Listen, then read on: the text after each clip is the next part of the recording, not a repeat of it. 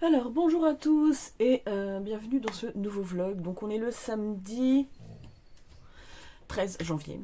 Faut que je me resitue.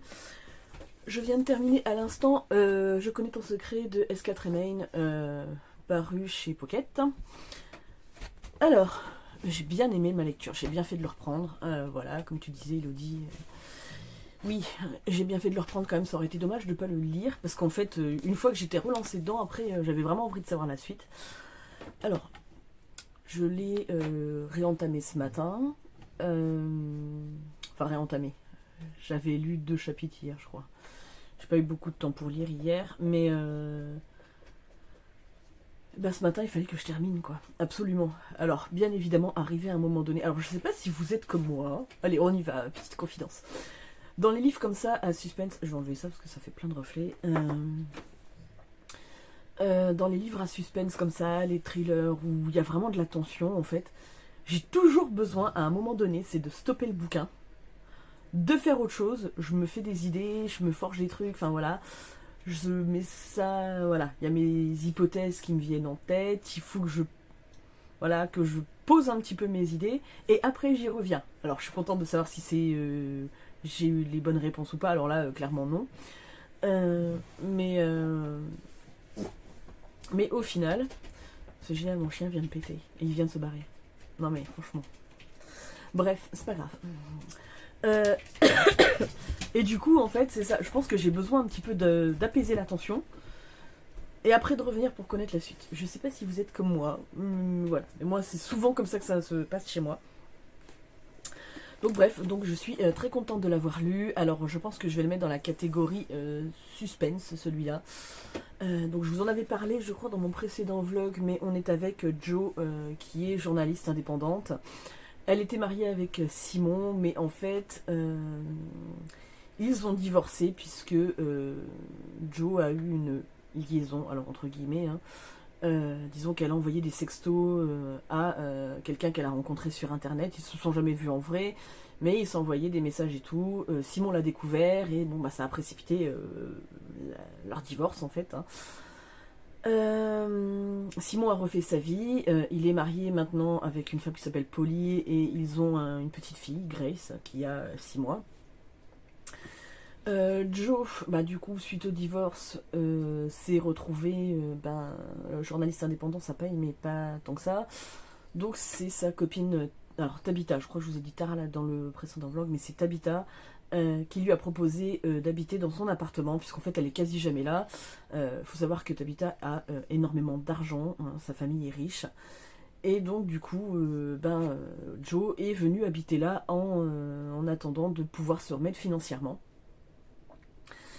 Euh, Et en fait, l'appartement de Tabitha, elle est avec un homme qui s'appelle Arlo, qui est un fanat d'électronique. Enfin, de toute façon, il travaille là-dedans, hein, toujours à la pointe et tout ça. Il s'est bourré d'enceintes connectées, de TV connectées, enfin de domotique, tout est connecté là-dedans.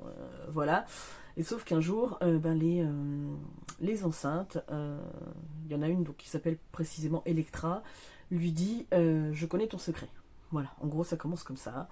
Donc effectivement, Jo a un secret qu'elle partage justement avec Tabitha et dont elles n'ont jamais reparlé depuis quasiment 15-16 ans, un truc comme ça.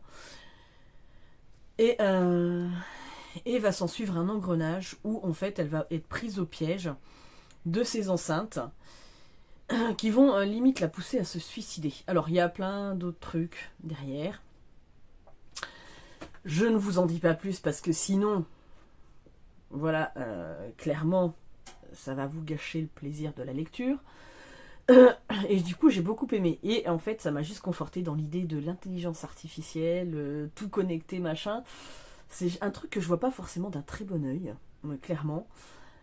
Parce que oui, c'est bien, ça aide sur plein de choses, ça peut aider dans le médical, dans les avancées et tout ça, mais est-ce que ça va pas trop loin?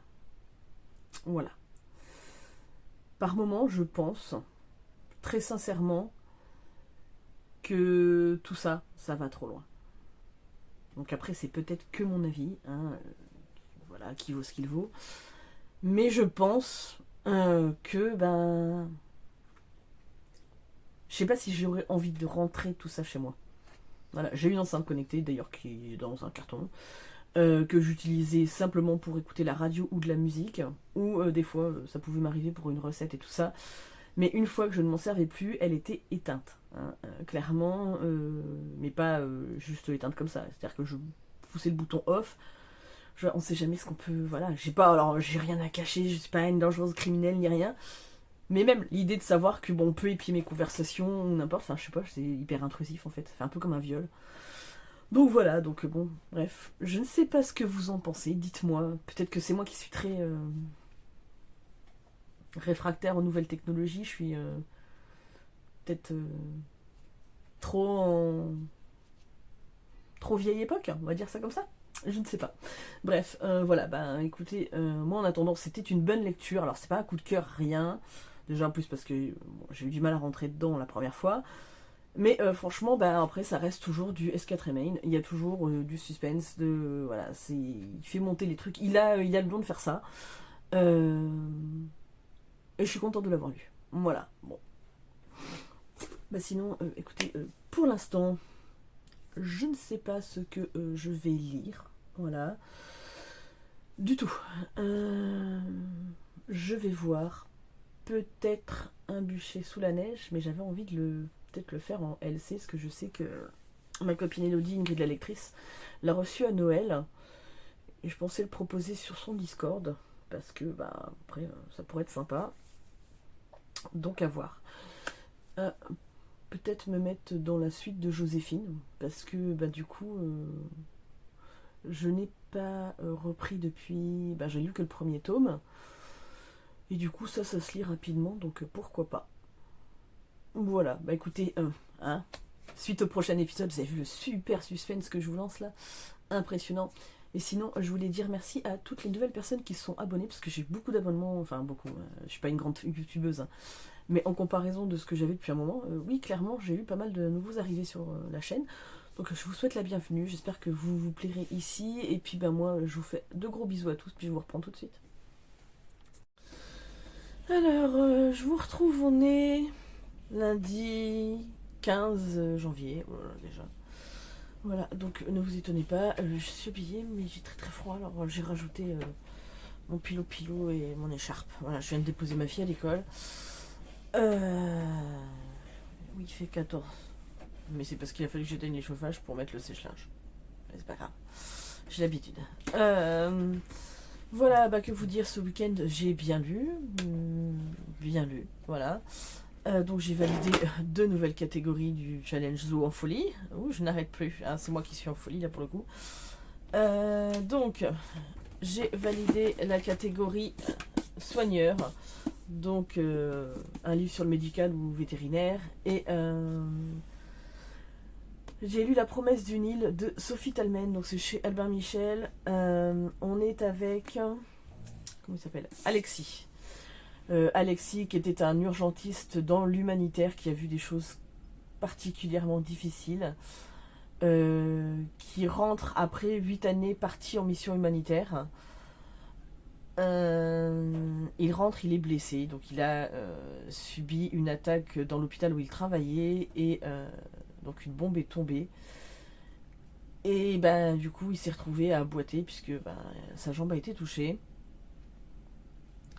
Donc il rentre chez lui en Bretagne, donc à Brest, ma ville de naissance, voilà, chez sa sœur, puisque pour lui l'humanitaire c'est fini, il a vu trop de choses, ça l'a bien abîmé, et quand il rentre, il se sent vide, parce que je pense que quand vous avez vécu tant de traumatismes, tant essayé de sauver tant de gens que vous ne pouviez rien faire, je pense qu'à un moment donné, ça doit vous peser énormément sur le moral. Et du coup, il va s'installer chez sa sœur qui a 2 petits garçons de 4 et 6 ans. Et au final, il se sent comme une coquille vide, clairement.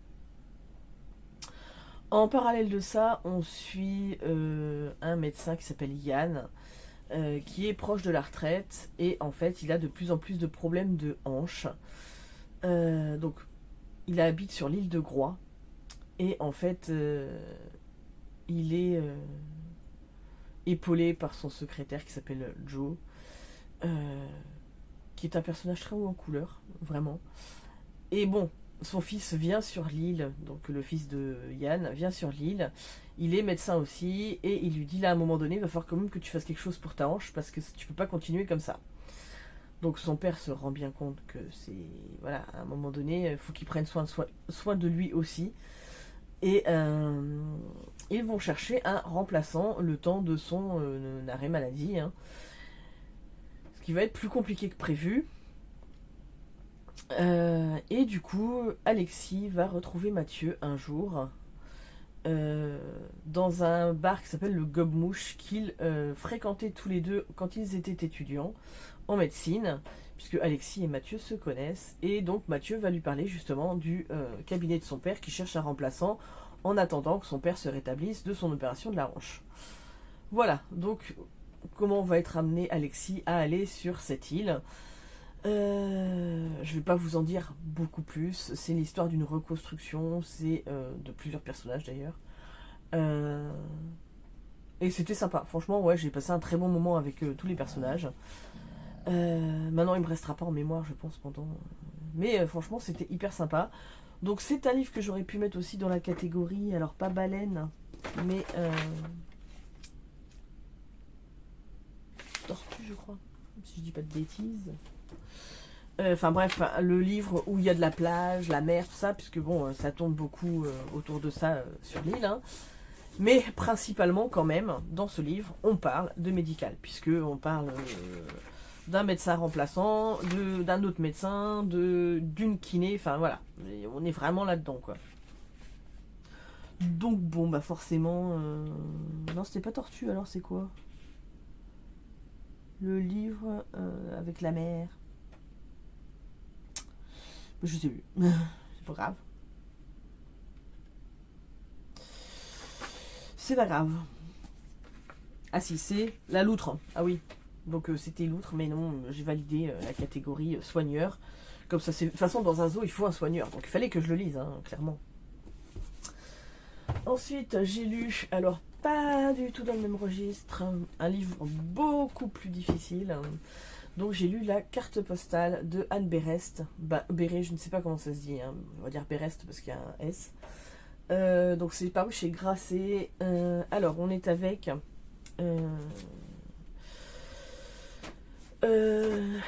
Anne, puisqu'en fait c'est un roman autobiographique. Hein. Enfin autobiographique. C'est un roman sur sa famille, voilà, plus exactement. Un jour en 2003, dans la maison de ses parents, ils vont recevoir une carte postale avec seulement 4 noms. Donc il y a Ephraim, Emma, Noémie, Jacques. Donc voilà. Donc la carte postale est bien adressée, comment dire, à la famille. Ils savent très bien qui sont ces 4 personnes. Et en fait, cette carte postale va déclencher une avalanche de souvenirs, va déclencher une quête pour en savoir plus.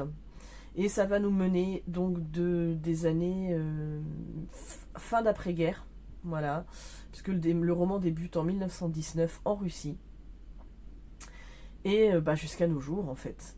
Et du coup c'est passionnant, c'est dur, c'est extrêmement dur, puisqu'en fait la famille que l'on suit c'est la famille Rabinovitch, donc des juifs qui initialement habitent en Russie et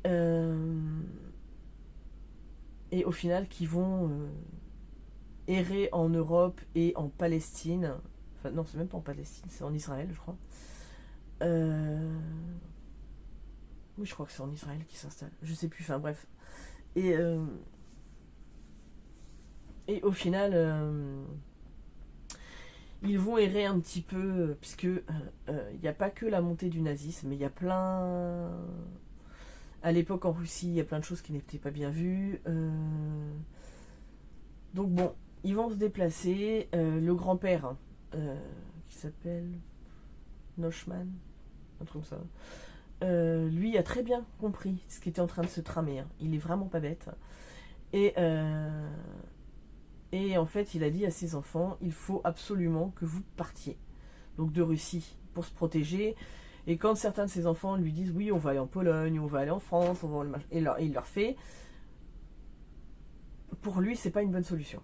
Parce qu'il sent bien la montée de l'antisémitisme. Et, euh, et donc du coup, il leur conseille plutôt soit de faire comme lui, de venir en Israël, soit de partir aux États-Unis, ou enfin voilà. Mais bon, la plupart de ses enfants ne vont pas forcément l'écouter. Euh, nous, on va suivre donc principalement Ephraim, qui est marié avec Emma, avec qui il a 3 enfants, Myriam, Noémie et en fait Itzhak, mais qu'ils appelleront Jacques en France. Voilà. Donc ils vont voyager entre la Pologne, la Lettonie, donc ils vont revenir aussi s'installer un peu en Israël, et pour finir en France. Donc en fait, Ephraim, son but à lui, c'est clairement, une fois qu'il est arrivé en France, c'est d'être naturalisé français, d'obtenir la nationalité pour lui, pour sa famille. Sauf que même si son dossier est très bon, puisqu'il est très intégré, il travaille, il dépose des brevets d'ingénieur, et c'est vraiment quelqu'un de très intelligent. Et malheureusement, on va lui mettre des bâtons dans les roues, et puis les années passent, et Hitler monte au pouvoir, bien évidemment. Et au final, arrive ce qui devait arriver, la guerre éclate. Et en 1942, Myriam, qui vient de se marier, alors je vous explique pas tous les tenants et les aboutissants, parce que c'est dense comme roman, hein.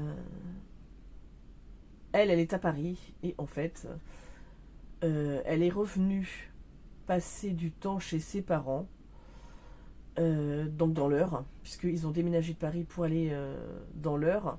Ils avaient une maison de campagne en fait, et au moment de la guerre, ils sont restés vivre du côté d'Évreux. Donc c'est une région que je connais bien parce que j'ai habité par là. Et un soir, ils sont tous attablés dans le jardin, c'était un soir d'été au mois de juillet, veille du 14 d'ailleurs je crois, et en fait les gendarmes vont venir frapper à la porte pour venir chercher Noémie et Jacques. Myriam est là, donc en train de dîner avec tout le monde, et son père va la cacher, va lui dire surtout tu viens pas, tu te caches, toi t'as rien à voir dans l'histoire. Donc soi-disant les enfants, donc Noémie a 18 ans. Ouais, elle doit avoir 18 ans, et Jacques en a 16. Et ils sont nés, soi-disant, pour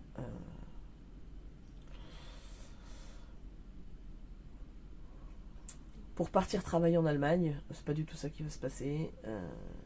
Donc ça, c'est la première vague qui part. Myriam, au final, est obligée de s'enfuir, de repartir sur Paris. Et ses parents, je crois que, si c'est pas de mémoire, je crois qu'ils sont arrêtés au mois d'août ou novembre.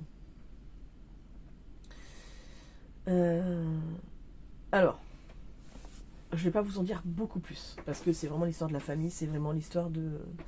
Il faut savoir qu'il y a des scènes de la Shoah qui sont particulièrement difficiles, mais pas plus difficiles que si vous regardez un film et que vous le voyez avec les images, puisque je sais que c'est un livre, alors qui a obtenu le prix Renaudot des lycéens et le prix L féminin, je sais pas quoi, bref,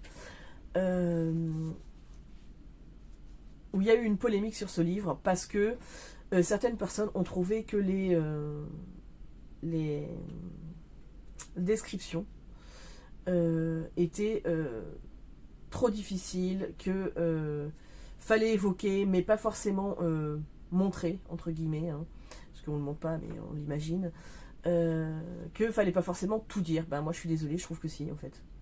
Parce que comment vous voulez vous rendre compte de l'horreur des choses et éviter que ça se reproduise si on n'en parle pas, hein? C'est comme si on cachait ça sous le tapis, c'est un peu honteux. C'est ce qu'a fait la France et plein d'autres pays. Une fois que la guerre était finie, oui, on sait qu'il s'est passé des atrocités, mais il faut pas en parler. Voilà. Et je trouve qu'en fait, pour comprendre vraiment le drame de cette famille, faut en passer par là. Alors, si vous aimez tout ce qui est psychogénéalogie, clairement on est dedans, hein. Les retentissements que peut avoir le passé sur votre présent. C'était passionnant, j'ai vraiment vraiment beaucoup aimé cette histoire. C'est surtout que c'est une histoire vraie, donc par contre ça vous retourne les tripes par moment, hein. Euh, mais je vous dis, oui, mais pas plus que si vous allez lire un thriller gore et qu'il y a des fois c'est juste que là c'est la réalité et là pour le coup c'est compliqué.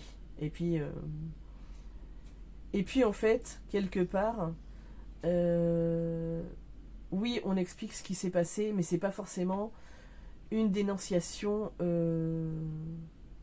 du système français de l'époque. C'est pas forcément même si on en parle et on montre ce qui n'a pas été.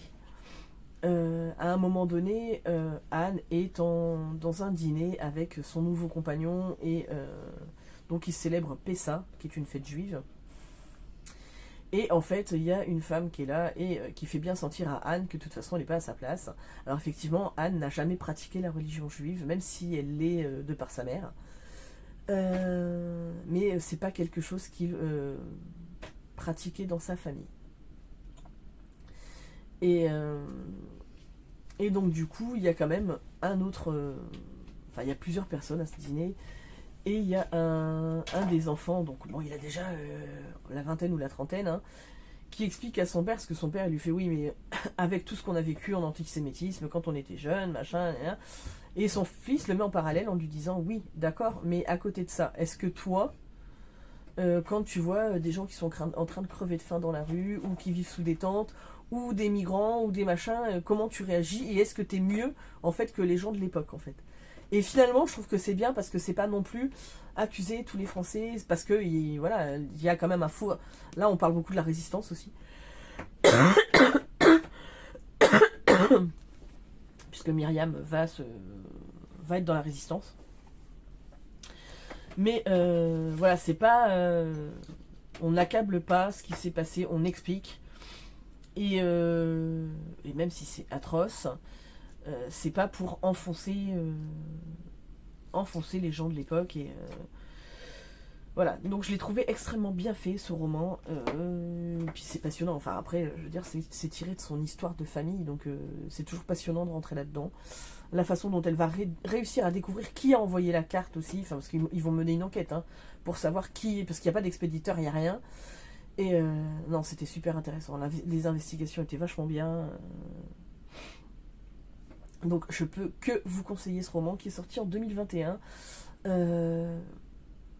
Parce que je pense que c'est nécessaire que beaucoup de monde lise ce genre de livre pour pas oublier. Voilà. Petite parenthèse fermée, c'était un livre dense, condensé, qui fait que j'ai beaucoup lu. Mais alors c'est pareil, hier soir je me suis encore couchée tard parce que je voulais absolument le terminer. Ça c'est pas bon par contre. Hein. Donc je suis éclatée. C'est pas grave. Cette semaine on commence. Voilà, je vous ai dit que j'étais fatiguée. On commence une semaine à 1000 sur le Discord de Ingrid la lectrice. Donc ça va me faire avancer. Et ce matin, j'ai commencé par mon beau livre, Le livre de la jungle de Rudyard Kipling, paru chez Flammarion et illustré par Mina Lima. Voilà. Donc, bon, bah, un beau livre, on peut pas faire beaucoup mieux, hein, sachant que bon, il est.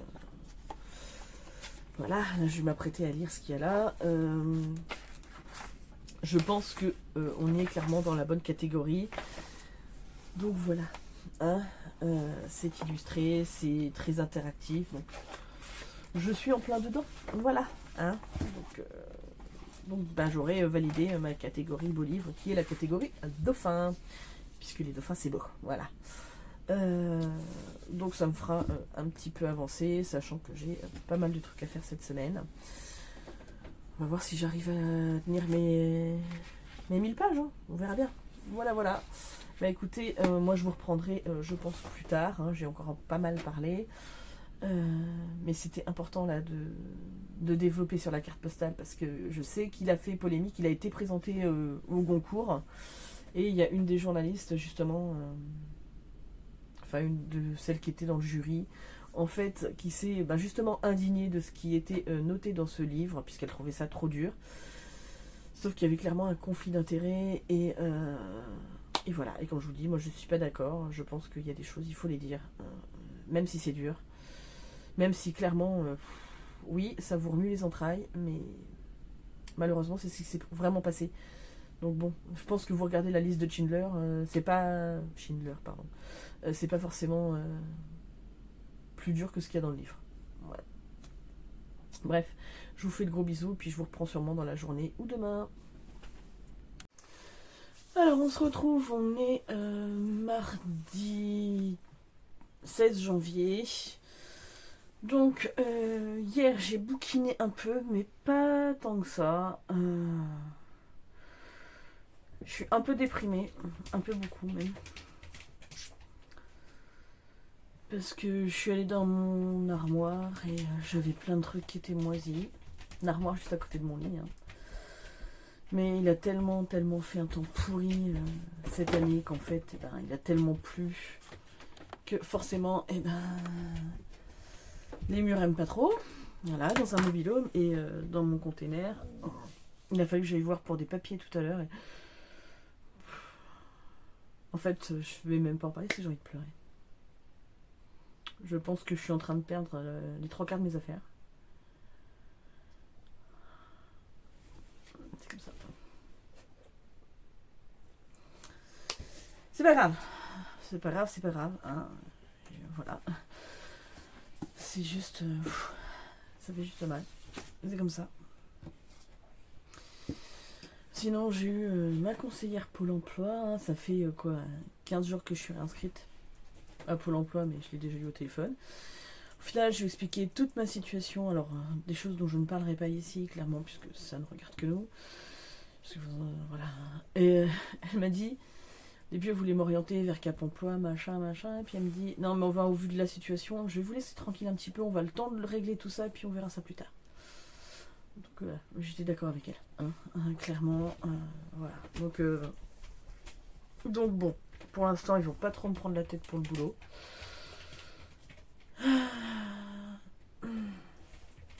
Voilà, faut que je refasse ma demande RQTH, puisque j'ai une reconnaissance travailleur handicapé.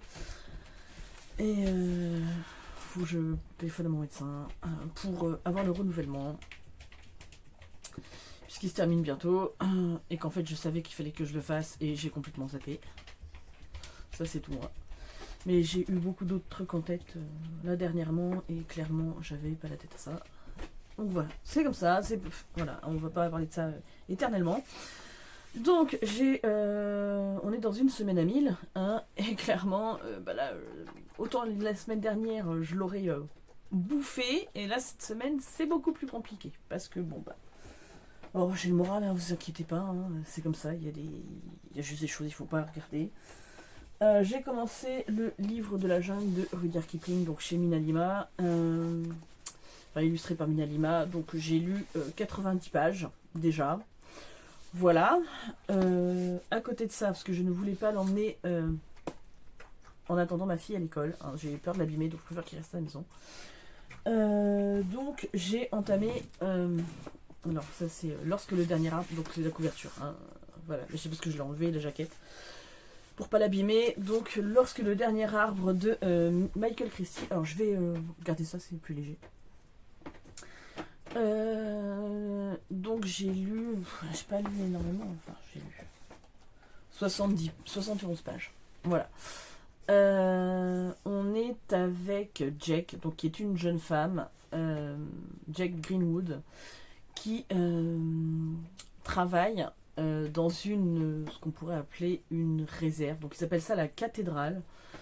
Donc une réserve naturelle d'arbres, puisqu'en fait on est en 2038, la Terre a subi ce qu'on appelle le grand dépérissement, donc en fait il reste quelques îlots d'arbres, mais pas énormément, et en fait viennent visiter cette cathédrale ce qu'on appelle des pèlerins, alors qui déboursent une bonne somme hein, pour venir voir les arbres, tout ça, les enlacer, alors logiquement ils n'ont pas le droit d'enlacer les arbres, mais voilà, et en fait, Jack, elle essaye de se dépatouiller comme elle peut. Donc en fait, à la base, elle a fait des études de botaniste, biologiste. Enfin, elle a fait plein d'études parce qu'elle est fascinée par les arbres depuis longtemps. Et en fait, elle s'est retrouvée à travailler là puisque, en fait, en gros, ses compétences après le grand dépérissement, voilà, c'était, on va dire que c'était un bon concours de circonstances. Elle est née d'une mère qui s'appelle Mina, qui était pianiste. Donc elle est d'origine indienne, enfin d'Inde. Hein. Et son père s'appelait Liam Greenwood et elle ne l'a pas connu. Voilà. Oui, c'est ça, la cathédrale dans laquelle elle travaille s'appelle Greenwood, hein, c'est la cathédrale Greenwood. Donc en fait, hein, je pense qu'elle a été aussi embauchée à cause de son nom, hein, qui consonne, enfin qui résonne avec la cathédrale. Donc on nous explique un petit peu comment elle en est arrivée là. Donc elle a accepté ce travail aussi, puisque ben, elle est prise à la gorge financièrement, parce que suite au grand dépérissement, il y a plein de choses qui se sont produites et tout ça. Par contre, les crédits, hein, ils sont toujours en cours et il faut les rembourser. Donc, comme elle s'était endettée, lourdement endettée pour faire ses études, puisque bon, bah, elle n'a pas eu de chance parce que sa mère est décédée quand elle était jeune. Son père ne s'est pas occupé d'elle. Et à côté de ça, eh ben, son ex-petite amie, avec qui elle était fiancée, va venir la rejoindre un jour pour... alors, il est avocat maintenant. Et il va lui dire que ils ont retrouvé des pièces qui prouvent que elle est la descendante de l'île Greenwood, là où ils sont, enfin là où elle travaille, et que à ce titre, elle peut prétendre à avoir des droits sur la cathédrale. Et enfin voilà. Donc là, moi, je suis à peu près là. Donc, on lui confie en même temps un journal intime de sa grand-mère. Et elle commence à le lire. Voilà. Donc je ne peux pas vous en dire beaucoup plus. Donc on traite d'écologie, de post-apo. Pour l'instant, bon, c'est que le début. Hein. Alors il est assez, quand même, il est assez dense. Hein. Il fait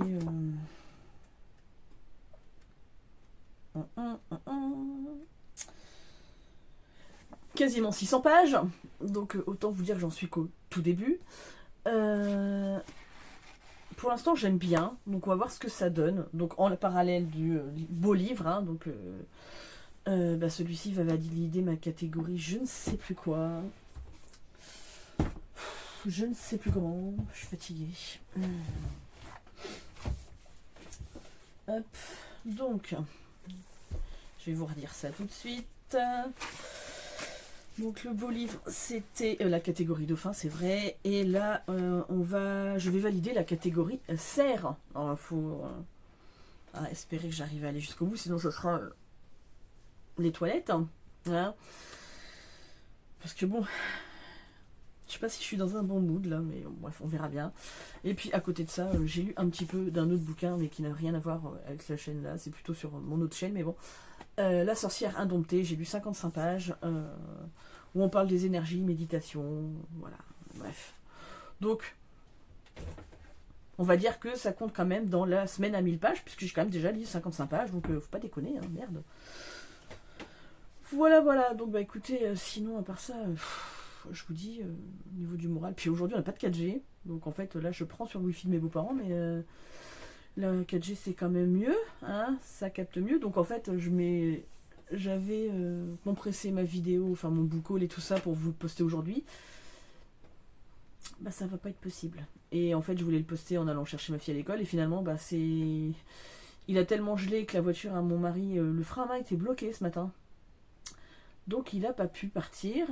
Est-ce qu'il avait besoin de sa voiture? Donc il a pris la mienne et ben du coup, il m'a dit je vais retourner la chercher ce soir. Donc je la posterai pas aujourd'hui.